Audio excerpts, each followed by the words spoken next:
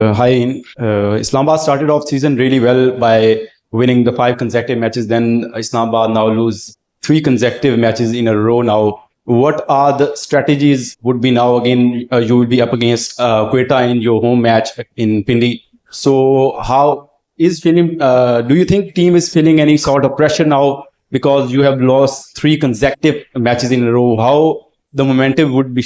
How momentum have shifted through in these 3 matches? Cricket is definitely a momentum game, but as I just spoke about, throughout the whole tournament, we've tried to stay quite level in everything we've done. I think the focus for us is to regroup and work out who we can pick from next game. I'm sure everyone's aware of the issues we've had through the tournament with players being unavailable, and that is tough to work with, but you can only work with who you've got. So we'll just reassess who's fit to play for the next game, and we'll put out our best side. Once your team was on the top, and we were thinking that they are confirmed for the top 4 teams, but now you are in the fight whether you are top 4 teams.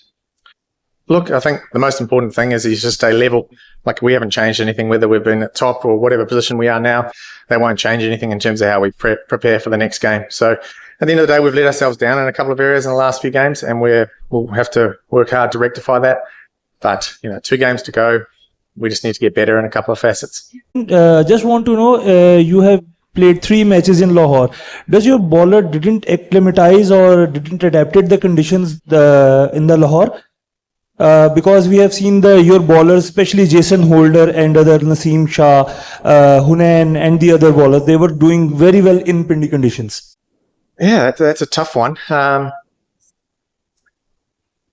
I can't really answer the differences between the 2 wickets. I think that we've seen at Lahore, you need to be a bit straighter, and that's really crucial. You can't give any batters width, and possibly, we've been looking at where we bowl.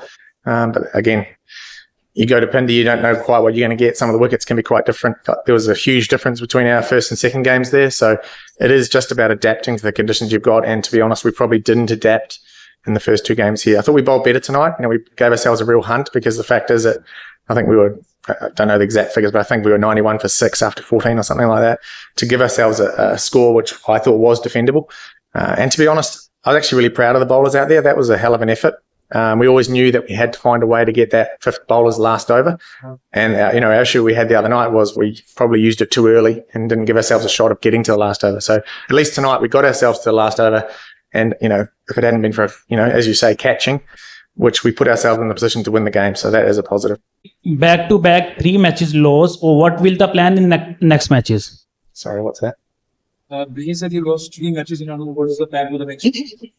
Yep, as I said before, we just need to reassess, get to Pindi, work out who's fit, who we can pick from, and pick our best side, because you're right, these 2 games are huge for us.